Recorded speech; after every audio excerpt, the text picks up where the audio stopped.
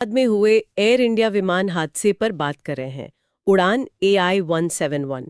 हमारे पास इस दुखद घटना के बारे में जो ताज़ा सत्यापित जानकारी है, उस पर आज हम गहराई से चर्चा करेंगे। कोशिश करेंगे समझने की कि असल में हुआ क्या था, है ना? और जांच कहाँ तक पहुंची है और इस हादसे का असर कितना गहरा है। तो चलिए शुरू करते हैं। सोचिए, एक बोइंग 787 ड्रीम लाइनर, इतना आधुनिक विमान, और उड़ान भरने के कुछ ही सेकंड बाद क्रैश हो जाए। और वो भी कैसे? दोनों इंजन एक साथ फेल हो गए। ये वाकई में बहुत ही मतलब असामान्य बात है। हाँ, तो ये उड़ान AI-171 थी। अहमदाबाद से लंदन गैटविक जा रही थी और तारीख थी 12 जून 2025। उड़ान भरने के फौरन बाद ही, है ना? जी बिल्कुल। टेक ऑफ के तुरंत बाद। अहमदाबाद में ही मेघानी नगर इलाका है, वहां बीजे मेडिकल कॉलेज हॉस्टल के पास ये हादसा हुआ। और विमान में सवार लोगों की संख्या? विमान में कुल 242 लोग थे।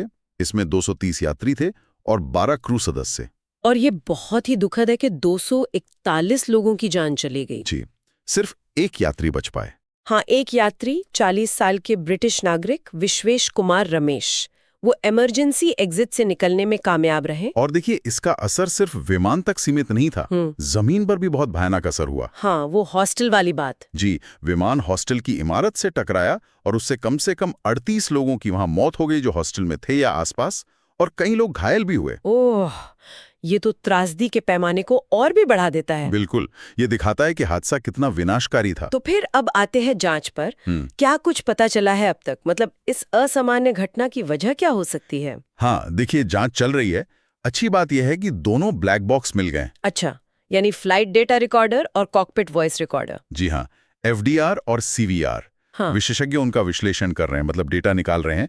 जो शुरुआती जानकारी मिली है और जिस तरह इंजन का व्यवहार देखा गया, उससे तो यही लग रहा है कि टेक ऑफ के फौरन बाद ही दोनों इंजनों ने एक साथ काम करना बंद कर दिया। दोनों एक साथ? हाँ, और यही सबसे चौंकाने वाली बात है। क्योंकि देखिए, विमानों को इस तरह से डिजाइन किया जाता है कि अगर एक इंजन फेल भी हो जाए, हाँ, तो भी वो सुरक्षित उड़ सके। बिल्कुल, एक इंजन पर भी विमान उड़ सकता है, लैंड कर सकता है, लेकिन दोनों का एक साथ फेल हो जाना, ये अत्यंत दुर्लभ है।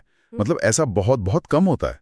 और इसी गंभीरता को देखते हुए भारत की जो एविएशन रेगुलेटर है, DGCA, हाँ, directorate general of civil aviation, जी, वो अब देश में जितने भी बोइंग 787 विमान हैं, उन सबका बारीकी से निरीक्षण कर रही है। ये तो बहुत बड़ा कदम है। अच्छा, तो इस जांच में सिर्फ भारतीय एजेंसियां ही हैं या बाहर से भी मदद ली जा रही है? नहीं, इसमें अंतर्राष्ट्रीय सहयोग भी है। भारत की AAIB यानी एयरक्राफ्ट एक्सीडेंट इन्वेस्टिगेशन ब्यूरो, वो तो जांच कर ही रही है। हाँ। लेकिन साथ में अमेरिका की NTSB और FAA, national transportation safety board, और फेडरल एविएशन एडमिनिस्ट्रेशन, जी, और UK के एविएशन अथॉरिटीज भी, ये सब मिलकर जांच में मदद कर रहे हैं।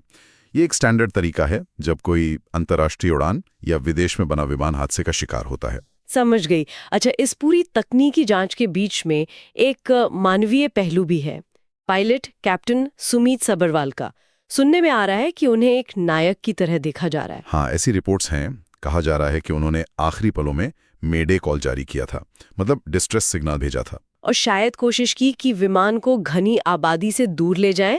जी, ऐसी कोशिश की होगी, ऐसी रिपोर्ट्स कह रही हैं।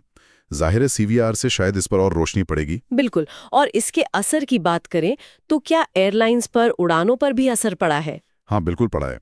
एयर इंडिया ने अपने कई बोइंग 787 की उड़ानें रद्द कर दी हैं। अच्छा। और अधिकारी जो हैं, वो अतिरिक्त सुरक्षा जांचों पर जोर दे रहे हैं, मतलब सेफ्टी इंस्पेक्शन और बढ़ा दिए गए हैं। और अंतर्राष्ट्रीय स्तर पर भी प्रतिक्रियाएं आई होंगी? जी हाँ, भारत, UK और कॉमनवेल्थ देशों के नेताओं ने संवेदनाएं व्यक्त की हैं। ये एक बड़ी अंतर्राष्ट्रीय त्रासदी है। तो अब आगे क्या? जांच अब किस दिशा में जाएगी? देखिए, अब जांच का फोकस कुछ चीजों पर रहेगा।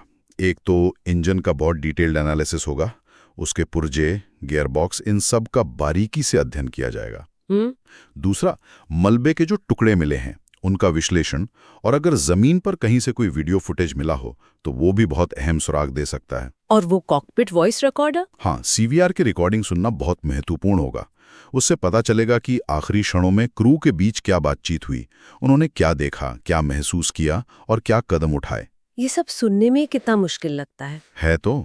और इससे एक बड़ा सवाल भी जुड़ा है कि अगर इन जांचों में कोई सिस्टमैटिक प्रॉब्लम निकलती है, मतलब कोई डिजाइन में खामी या रखरखाव में कोई बड़ी चूक, हाँ, तो क्या होगा? तो फिर रेगुलेटर्स यानी डीजीसीए भारत में बोइंग 787 के पूरे बेड़े पर रोक लगाने जैसा बड़ा फैसला भी ले सकती है। मतलब उन्हें ग्राउंड करने का आदेश दे सकती है जब तक कि वो समस्या ठीक ना हो जाए। ओ, ये तो बहुत बड़ा असर होगा।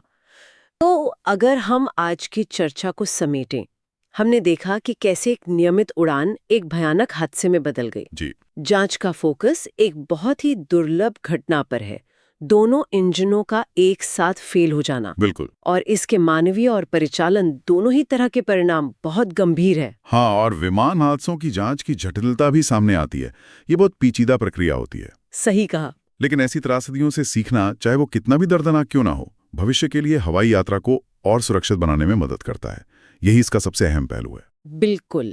और अंत में एक सवाल शायद सोचने के लिए छोड़ जाते हैं कि हादसे के जो तात्कालिक कारण हैं, उनसे परे अगर देखें तो इस तरह की एक दुर्लभ घटना जहां टेक्नोलॉजी फेल होती है, ये हमें आधुनिक तकनीक पर हमारी निर्भरता के बारे में क्या सिखाती है, और साथ ही मुश्किल वक्त में इंसानी हौसले, सूझबूझ और निर्णय लेने की क्षमता, उस मानवीय तत्व के महत्व के बारे में क्या बताती है। ये बहुत अहम सवाल है।